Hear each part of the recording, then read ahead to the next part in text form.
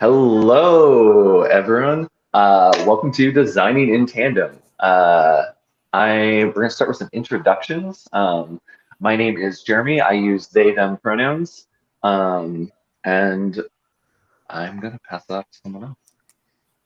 I'm Alexa Sarah. I use she, her, and gay gem pronouns. Hi, y'all. I'm Melissa, and I use they, them pronouns. My name is Rue, and I use they or he pronouns. Hi, I'm Dusty, and I also use they or he pronouns. Thank you, everyone. I realized, actually, my thing says they, she. I'm experimenting with she pronouns. So experimentation, it's fun. Yeah, it's great. I'd love to experiment with some pronouns. So welcome, everyone. So in this panel, you'll hear a little bit more about who each of us is as we talk a little bit about ourselves and some of the games that we're working on. But I want to start out by giving an introduction to this topic. So in this, we're going to be talking about StorySyn, which is a platform for developing, playtesting, and publishing story games online. I was first introduced to it as a system or a platform that you can use to playtest or play games that are kind of like for the queen, card-based prompt games. But there's a lot more you can do with it than that. So each of the five of us was a recipient of a microgrant from Big Bad Con and StorySyn to produce a game using the StorySyn platform. Yeah. And so, did I miss anything about what StorySynth is? Anything else y'all want to add? Sorry. No, you I could, won't talk over you. I think we're going to talk a little bit more about how it works later. But StorySynth is very interesting in that it transfers your game prompts to the system via Google Sheets with like a variable amount of coding. So if you want to do something really fancy, you can code in some very fantastical stuff. But if you're not into that, you can just essentially program it into their pre-formatted Google Sheet, and it transfers all of your game prompts directly into cards, which is really cool. Yeah, it's pretty awesome, and you can see a lot of examples if you go to storysynth.org. And they got a little video that shows a couple of the things you can do, and then they have a bunch of games you can play. So definitely, if we light a fire of interest in you, check it out, or not. Just still check it out. Yes, check it out. I mean, if you go to the front page right now, you'll see something called Raised by Max, which really caught my attention. So, yeah, it's really great, and we'll talk a little bit more later about some of the things that we love about it, some of the things that we find useful about it as a platform. There's also a number of different templates on it, which is cool. So, again, as Bruce said, just use a Google Sheet for the appropriate template, and then it turns it into this really slick online game that multiple people can access at the same time, which is the other cool thing. So you can play in person, just bring it up on a computer or a phone or something, or you can play online with different people interacting with the same game at the same time. And we are going to start out by talking a little bit about each of our games, what we are working on for this project, and who wants to get us started? I can do it. Alexis. Yeah. So I'm making the Polycules Grand Multiversal Adventure ! Because it's exciting. And it's a game about a group of polyamorous people getting together and going to different universes and experiencing different lives and different possibilities. So you can go to like the pirate AU. So basically you get to do an AU with your polycule or your OC's polycule. So like, let's say you have a campaign, right? And you're loving your characters and you're like, hey, today I don't have the spoons to GM. You want to like get together? Then right, you can play this game and you can just go like pirate AU, superhero AU, fantasy amazing. AU, et cetera, depending on what kind of universe you're in. And then you go and it gives you some questions and you answer them and you get a little idea of like each of the worlds and how your lives are in those worlds. And at the end of the game, you decide where you want to live, what world you want to be in. And you can choose to, all go together. You can choose to be in separate places and meet with each other because polyamory is divergent like that. You can Some people want to live with everyone. Some people want to live on their own and then meet up with everyone else. And so yeah, it's a fun game about being polyamorous and having fun adventures in a bunch of different cool universes. I love that. Oh my gosh, that sounds so cool. I'm so excited to give that a try. I'm gonna play that You go play it. immediately with my partners. I was gonna say I'm already thinking of like games I have where it's like, oh yeah, this polygoon would have a great time adventuring off. Oh yes, I'm so happy to hear it. I'm so excited for people to play it. I love it so far. I've been working with my one of my partners, who works with me like on all of my tabletop projects, and she's amazing. And we've been really refining it. And I'm about to play test it like tomorrow probably with some of my polycule. Yeah. Lovely. All right, who wants to go next? Yeah, who wants to tell us about your game? Why is it awesome? Who should check it out? Rue. I can go next. Yeah. I don't want to step on anyone's toes. So my game's title is tentative because I title my games last. It's like the last thing that I do, because I have to figure out the entire vibe of everything I'm doing before it has a real title. But its tentative title is Weaver. And my game is about you are playing as a fate or a set of fates, depending on how many players you're playing with. It's a variable number, who have been tasked with weaving the thread of a single person into the tapestry of an entire world. And so there are questions to answer about the person, and then along the way, it's random. I'm using the randomized setting, so there's no distinct order to the tiles that my card go in. So you might be asked the first question, how does this person leave this world? That might be the first question you answer. And then you might get earlier questions about their childhood, about their relationships, and you are just building the full narrative of this one individual's life, and importantly, how that one life affects all of the lives around it. So it's a sort of an homage to both like the old Greek idea of life, where the three fates spin, cut, and like measure your thread, but also to a more collectivist, and from my personal like upbringing, like a more communal existence where everyone's life isn't just their own life. They also interact and cross paths with everyone else's, and seeing how this person crosses paths with other individuals and how the tapestry is made richer by the life that you're spinning, essentially. And yeah, and it's I actually went back and forth for a while about having it be in set order of like these are the early life questions, these are the midlife questions, these are the late stage questions. And I decided, as I was like playtesting and designing, that kind of made everything miserable for me. Because I knew as I was getting to the end of the game that would be like the end. And so I decided, because time is not a straight line for like deities and entities, if these fates could like essentially decide how this person is going to leave the world before they've even been born into it, and sort of like how to fit all those pieces together. And I don't know, it's like I said, it can be multiplayer, or I originally wrote it as like a solo journaling experience for myself, in like as sort of like a self-love exercise to remind myself that the lives that I interact with, like my presence in them matters.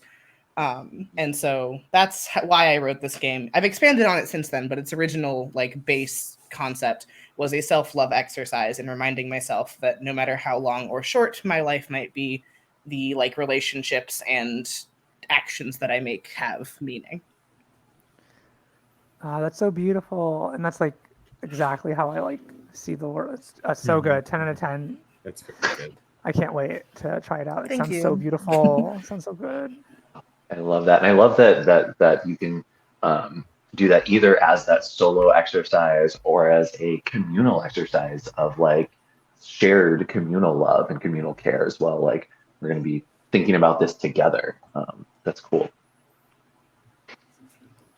Thank you.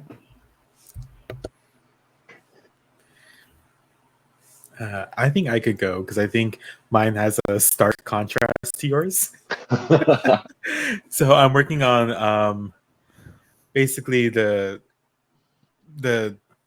spiritual successor, the successor to my other quote unquote owes you money games. So it's called What You're Owed, a game of comeuppance, and this original ideas for this was I have two other games, Dracula Owes You Money, and then Santa Owes You Money. And then my next game into this originally, I wanted to go more like a fantasy setting. So it was going to be called like basically it was about dealing with a lich or something undead, something like high fantasy. But then I kind of decided what I wanted to do actually is kind of make a game where you as a group of people are going to be going together because someone wronged all of you, and you're going together basically as one last job or heist to get like basically get what you're owed, get your money back, whatever it may be. And I really wanted to do this kind of similar to what Ru was talking about, where you could just put your PCs or with Alexas or PCs, whatever, be like that, where you could, I'm putting it so you could have your own PCs like that. You're done with the campaign. That campaign's done, but there's still like this big bad that's still like they got away, and then you still have this little like basically piece of revenge or something you want to go through. And so I'm making it so there's tools where you could build characters just specifically for this story, or you could bring in your other characters. Like if as a group you want to come back together for one last game because you really miss those characters, you could do that. But also with everything I do, I also wanted to make it really, really dramatic and intense and everything. So originally started with, it was going to be like a tokens and card games because I have another game called Memoria where I use that to kind of like do random prompts and you react based off of them.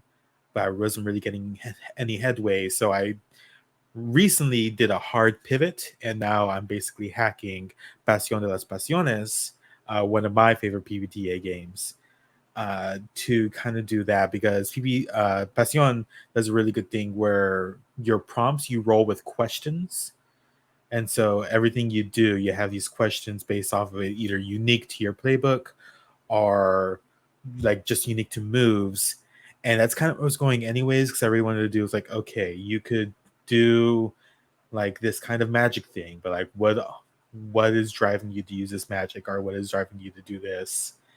And it's been building off from there. I'm basically kind of like rewriting it because like I'm now just like, okay, no, this is perfect. I need to do this.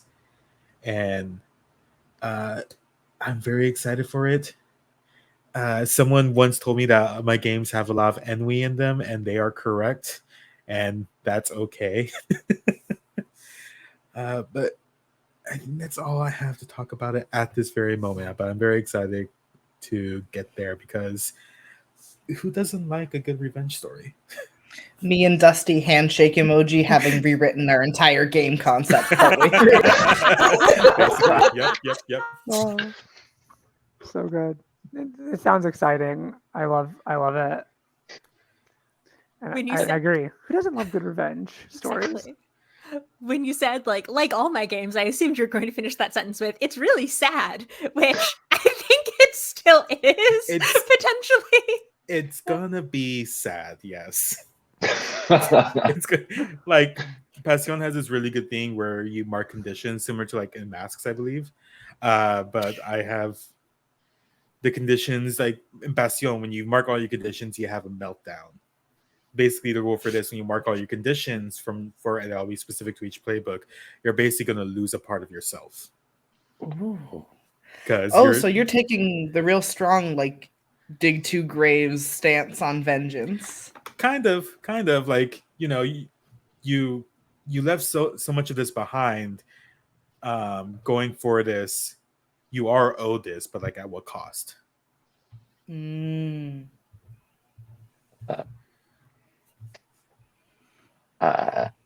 I want to jump in here because I think that you mentioned that you put like there's a lot of kind of drama action kind of feel to to this, which is maybe the opposite feel of mine. I think my game is currently going in a more slice of lifey, reflective direction. So my game is called, despite the title, because it's called their working title is They're Back, Dino Horror Tragedy. Um, Play on, we're back, a dinosaur story, or they're back, a dinosaur story. I don't remember. But in it you so you play as someone who has a dinosaur pet that has been brought to life. But the original, I guess the original concept of it was a conversation I had with my brother, where we were talking about mashing up Jurassic Park and Pet Cemetery with this idea of what if the dinosaurs came back wrong in some way. But then it pivoted away from this kind of action-y horror feel to a reflection on like this dinosaur friend who you realize something is wrong, something's growing inside them, that is, and you're dealing with that, you're processing through that, and so full disclosure, like this game is very much for me a way of me processing. I've got a 15-year-old dog that had a cancer diagnosis a year ago, and he is still doing good, but there's that kind of perpetual feeling of like, I don't know what's like we don't know what's going on inside of him. And so it's I've gone back and forth on the structure of mine too, and I think I settled into taking the opposite approach of Brew of I am structuring it into these different phases of the process. So at the beginning, you're going to be building a lot of your memories. At the beginning, you build a lot of your memories with this, with your friend, with your best friend, your dino friend, and then there's the moment when things kind of go wrong, or when you start noticing that things are wrong, things are different, and you're having to make adjustments and changing things about the ways you interact, and it's part of it is reflecting on the things that you're losing, but also the things that you're adjusting and still finding new joys in. And I'm struggling with where I want to end it. Just as I'm processing kind of my own things with it, but the idea is going to be that it's I want it to be a game that is hopeful. I think something that I've been processing a lot is finding a lot of joy in small moments and finding new ways to connect with, like a dog who used to be able to go on multi-mile hikes, and now we find other ways to spend time together and bond and still have a really full life. And so I want to have it partly be about that kind of reflection. So they're back, a dino horror tragedy. So if you want to play sad games, I got you. Sold. I'm so excited to cry the entire time I play your game. I know, Like, it sounds so lovely. Yeah, it sounds obviously sad, but like very much in that very like Dusty was saying, like that ennui and nostalgic kind of sad, where it's just like really like settling into how good this relationship and this partnership is, and like with the knowledge that all things must end, and that's just really like beautiful, and I love that. Thank you, Jeremy. Thank you. Yeah. Currently solo game, but that's how I'm envisioning it. There's a really cool journal feature that's that you can add to your games in the StorySim platform that I'm playing with right now.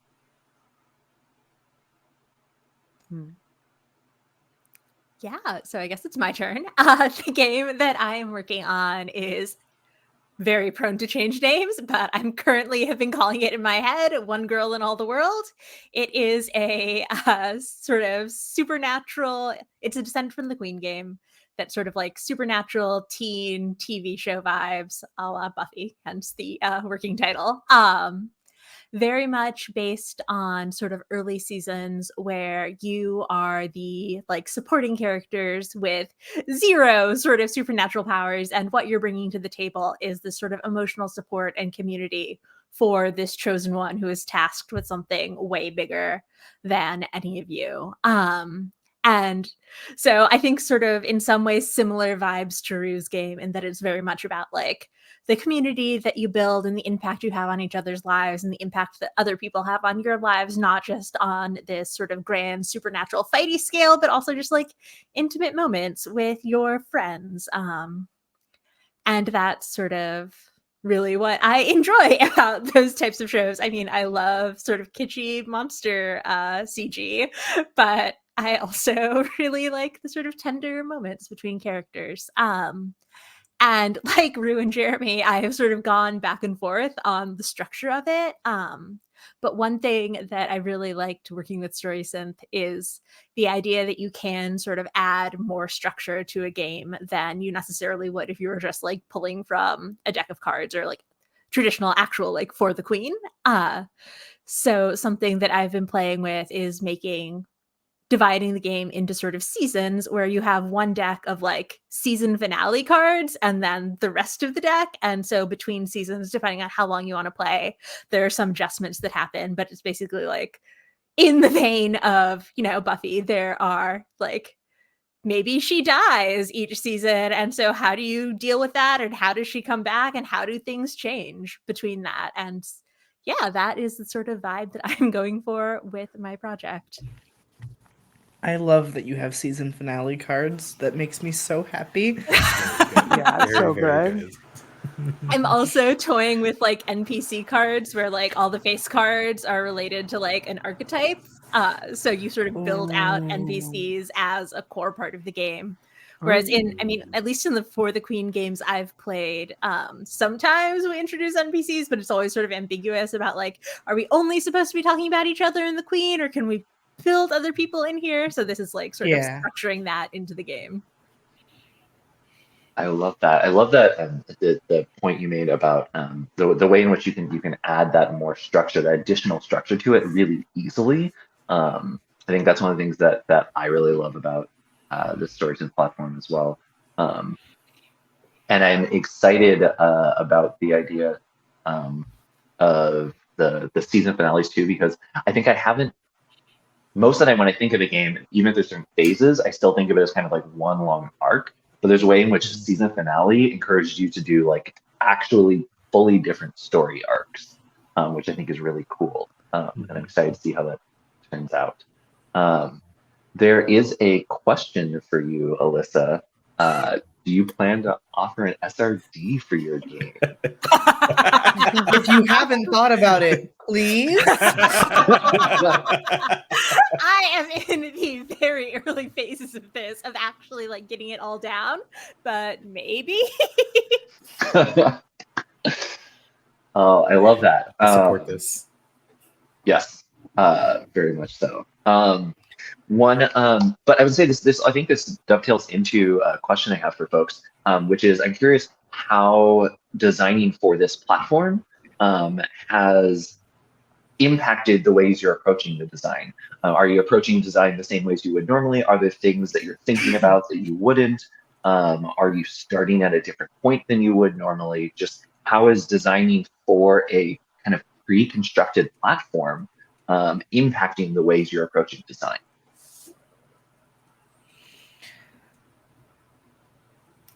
I've never done a card-based system before, so this is sort of entirely new for me. With my game design, I'm normally kind of a little bit more traditionalist, quote unquote, in that I like to build like playbooks or character options for my players so that everyone has like a character sheet, even if that character sheet only has like one stat on it, and then build the rules after I've built those character sheets.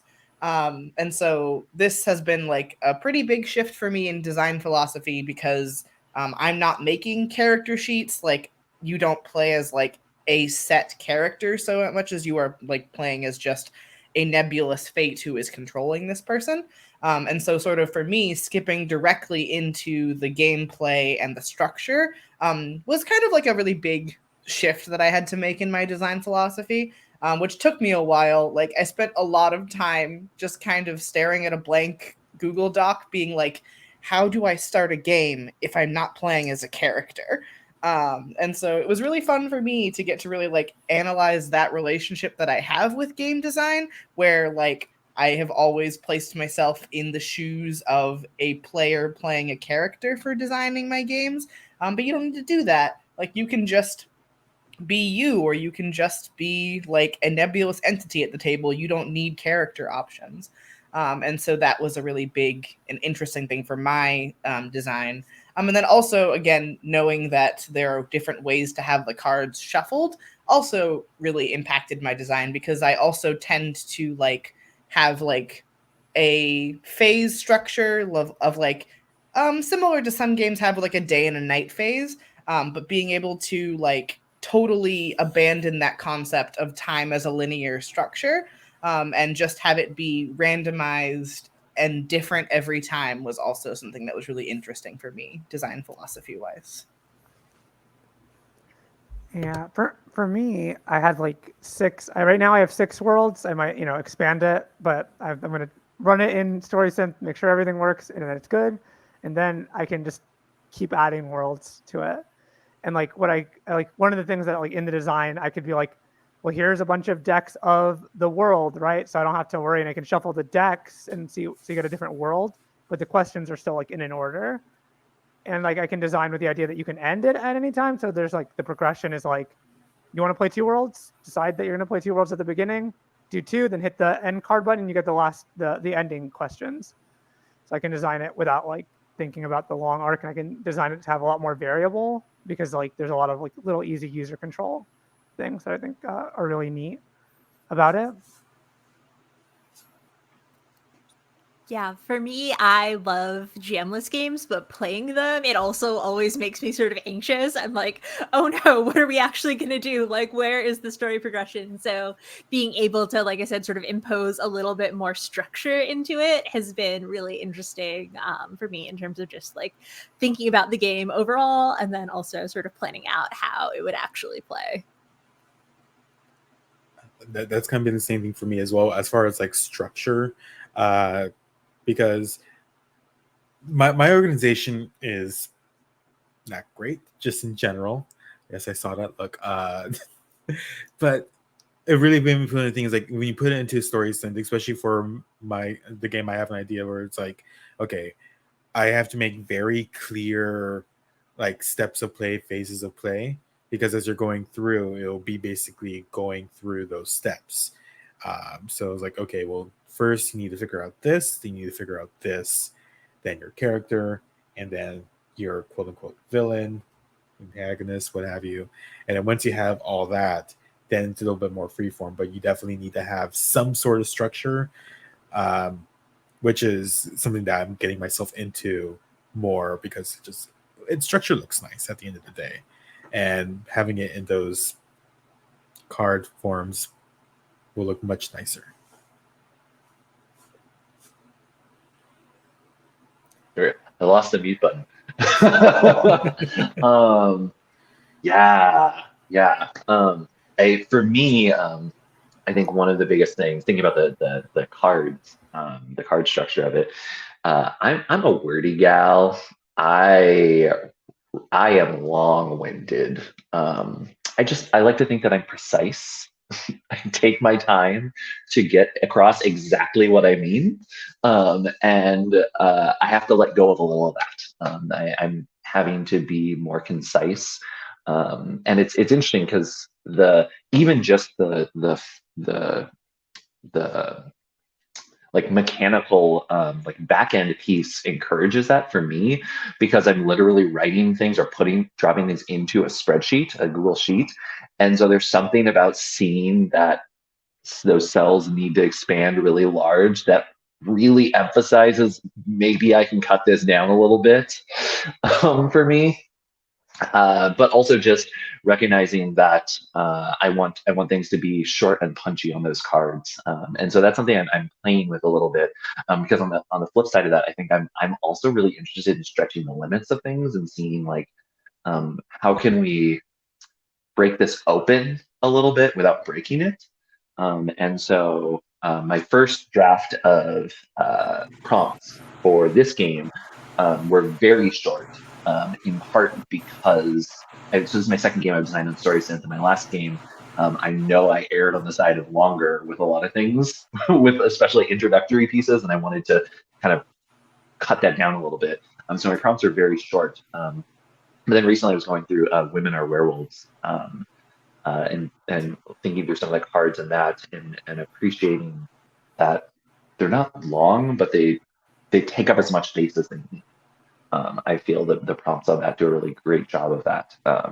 And so I'm trying to find that balance for myself. But I think that's been one of the things is knowing that I'm working within this structure. The other thing is I think I get a lot of inspiration from the different templates themselves. And so again, when to break things open, I'm working currently within the shuffled template. I think several of us are. But I've been really inspired on the Discord server, the StorySynth Discord. There's been a lot of conversations. Randy Lubin, who really manages StorySynth, has been really great about adding features and making additions as people have needed. And one of the things that's been exciting is to think about, like, is there something from this other template that would be useful to like put into here? Is there a way that I can take this idea and shift it over into this template, into this structure, and futz with it a little bit and make it work here? And so that has definitely been influencing my design from the beginning. It's nice for me to just not start with a blank slate.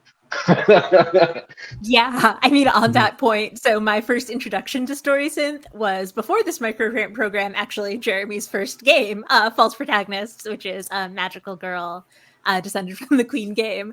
And so when I downloaded it, I was like, oh, what's this other weird link? StorySynth, I don't know what that is. And then getting to dig through the like Google Sheet and be like, oh, this is actually a much better way of organizing my thoughts than just a weird, messy Word document. So I really appreciate that too. Oh yeah, totally. I just like thinking about my projects that I'm working on, my other TTRPGs, and I have like 7 docs open on a window that I'm like, okay, well here's my moves doc, and then this because I made a full draft and I got to edit that, and there's my old draft, and well, yeah, and this is a much nicer organized. It's so powerful, Jeremy, that you're building in the Google Doc. Like, we mentioned this in our pre-panel talk, but almost all of the rest of us, if I recall correctly, are like writing our games externally and then inputting them into StorySynth. But Jeremy is doing the frontline task of building her game in StorySynth's Google Doc, and I think that's extremely powerful of them. It is an incredible power move for sure. She's an icon for that. To be fair, I definitely do. I've done more writing by hand than I have for any of my other games in a while too. But the first time I'm putting things into a computer is straight into the Google Doc, into the Google Sheet, and it is encouraging me to be aware, at least be intentional about how much how wordy I'm being in a different way. I should probably try looking at that, because I had the same thing when basically Dracula Owes You Money was a hack of Honey Heist. And I tried really hard to do like a 1-page format as well, which kind of the same thing is like, okay, I need to like either make this wording like more concise or expand this because it's like there's extra space, but also like make sure the whole thing is like legible, because like the Howard games, really great. Those docs though, sometimes like I have a magnifying glass, like what the heck am I looking at? Yeah, not exactly the most accessible of one-pagers. Yeah. So I definitely tried to do a balance where it was like 1 page. I ended up doing like 2 pages, but 1 page, but also like make sure everything is concise but also legible, and you got it's like kind of like more clear, because that's some things when I see games that are the rules, like I look at a set of rules, I'm like, I don't know what this means, even after reading like 3 times, and I look at someone else and they're like, oh, it means that. I'm like, how'd you? Oh, we read the same thing, right?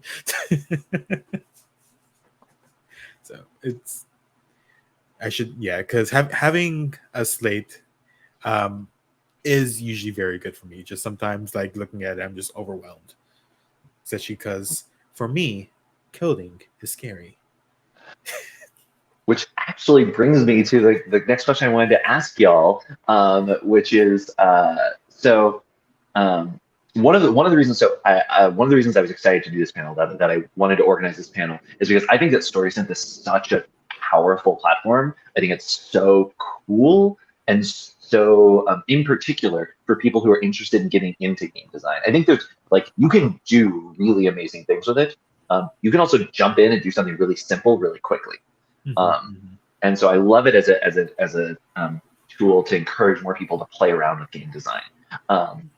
But I want to ask folks, in particular, as you're approaching this, were there any unexpected challenges or any pleasant surprises about the process in general, or about StorySynth? Are there things that you find intimidating, or things you find really exciting?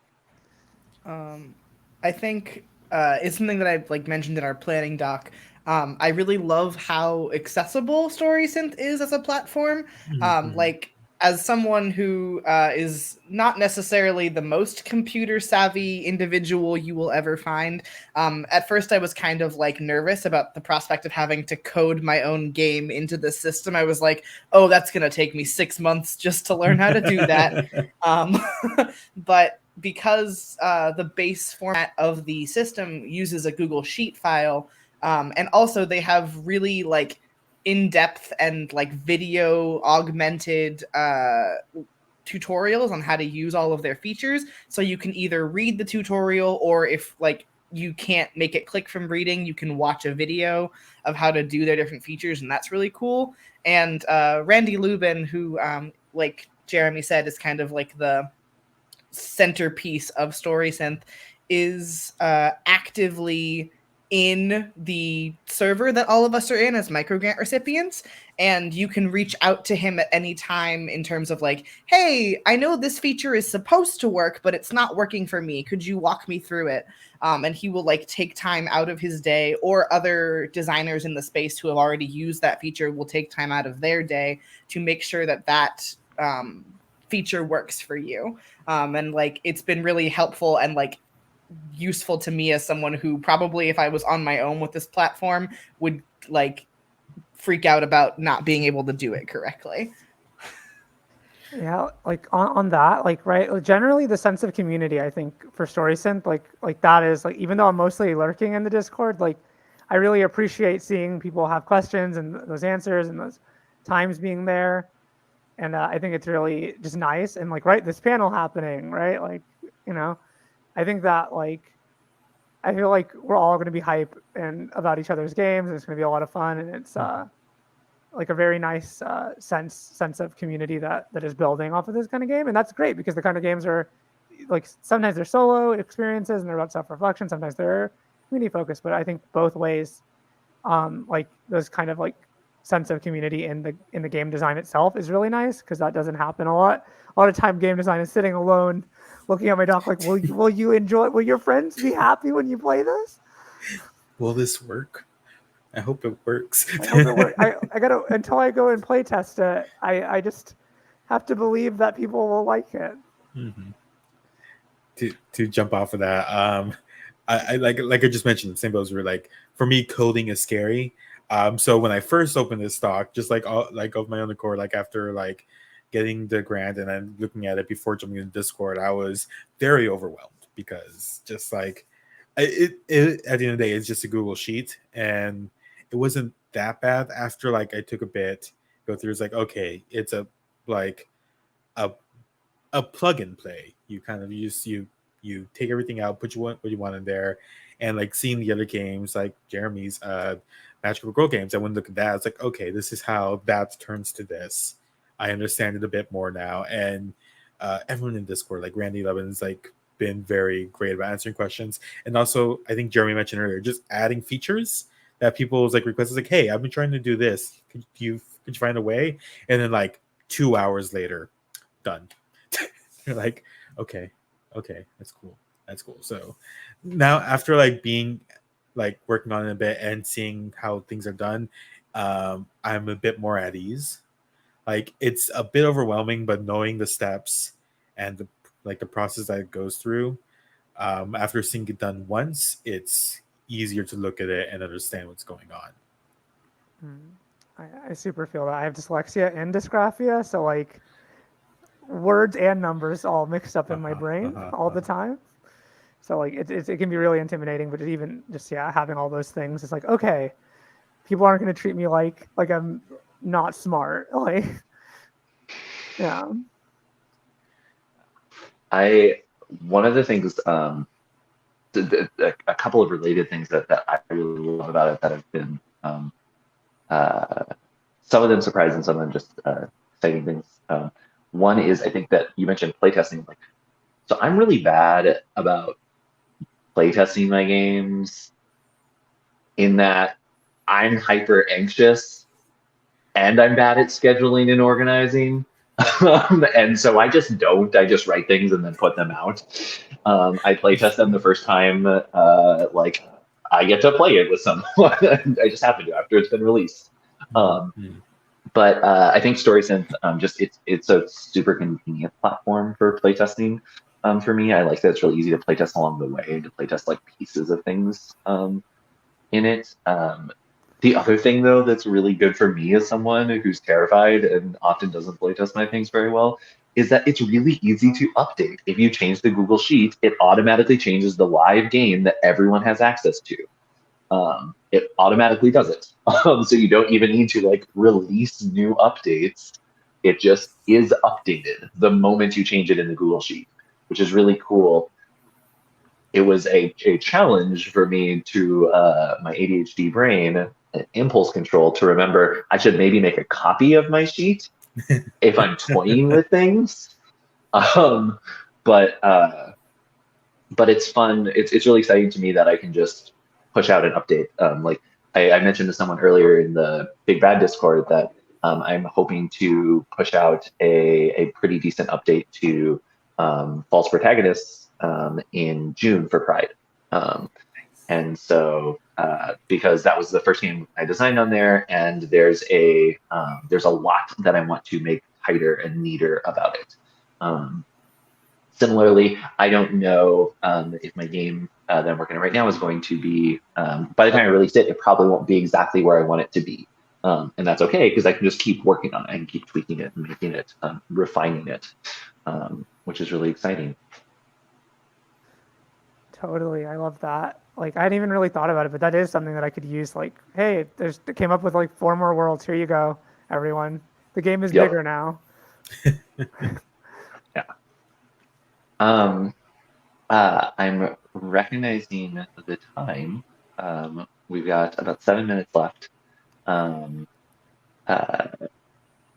of, I guess, a final question. Well, really quick, I realize I haven't actually said this yet. I want to make sure that everyone in the audience knows that.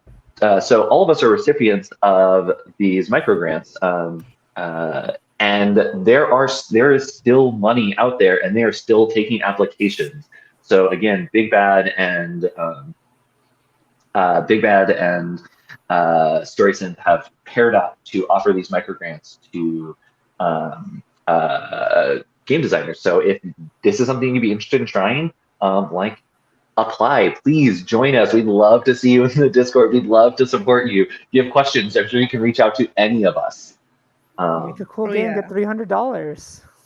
And sort of to hop onto that same thing, they're working on monetization options on StorySynth as well. And so we got paid as part of our microgrant to design these games, but once they roll out the monetization platforms, we also will get to monetize, if we choose to, our games on the platform and make revenue from that as well. So on top of getting a upfront payment, you can choose to monetize your game, which is super important for like marginalized folks, especially, to have like that constant incoming revenue from like oh, someone gave me like 50 cents to play my game this Tuesday or whatever, something like that. And with the expanding of accepting more applications, they're also expanding the deadlines so that you don't have to worry about pushing a game out by June if you get accepted this week. And they will work with you on those time frames and things like that.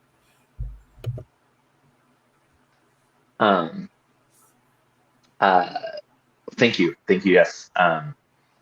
I want to make sure that we have time to do outros and to plug ourselves. Who are you? What do you do, and where can we find you? I can start. Okay. I'm Jeremy. I use they them pronouns. I'm a queer, multiracial Black educator, game designer, and occasional performer, streamer. I'm co-host of They're a Super Geek, which will be coming back the second half of this year.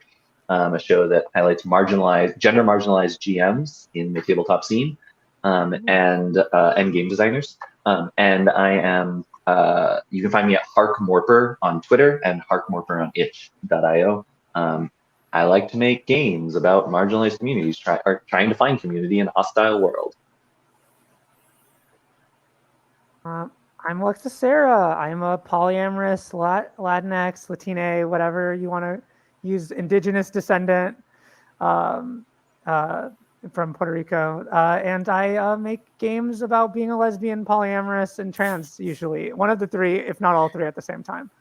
You can find me at Transcomics on Twitter, transcomics.itch.io, stuff like that. And if you go to the Twitter, there's a card. There's all the links. I wrote comics for a while. One of them got an Eisner Award. So check out anything I made. Yeah. Hi y'all. I'm Melissa. I am a queer mixed trans game designer / TTRPG player.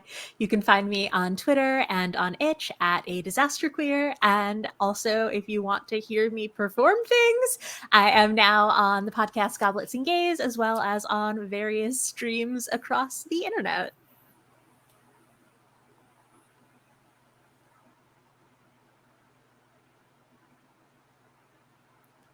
I think you're muted, Rue. My mic is off, sorry. There you go. I'm Rue. I use they or he pronouns. You can find me on Twitter as at IlanaKnight13 and on itch as just Ilana Knight without the 13. I'm a trans, non-binary, disabled, mixed race content creator. I write games. Currently, myself and my co-designer, Quintastic, are crowdfunding our trans rage game Brick, so you can find that on Quinn's itch. And I'm also the community manager and social media manager for Table Tale Games, which is a curated play space. And this week, we're donating all proceeds that our GMs would be getting to abortion funds and the Bridget Alliance. So if you want to play a curated game and have your money go towards abortion rights, you can hop over to Table Tale Games and see what we're doing this week. Cool. That's me. Hi, I'm Dusty. I am a very queer Latina TTRPG performer and game designer. I've been doing a lot of different stuff. You can find me online at both Twitter and itch at DustyHill. You can also find me on an abundance of podcasts and streaming things because I just do way too much. You can also find me on Goblets and Gays. I'm also one of the head producers of Well Seasoned Stories, an incredibly queer all BIMPOC podcast that explores stories from a non-Eurocentric point of view. Got it in one. And you could see actually most of the lovely people are on here. I need to get Alexis on soon. But yeah, it's great. And that's me. Go find all that cool stuff. So thank you again, everyone, for joining us. And check out StorySyn. Check out the microgrants. Apply. And come join us on both the StorySyn Discord and here in like 10 seconds on the Big Bad Discord. Thank you for having us. Bye, friends. Bye.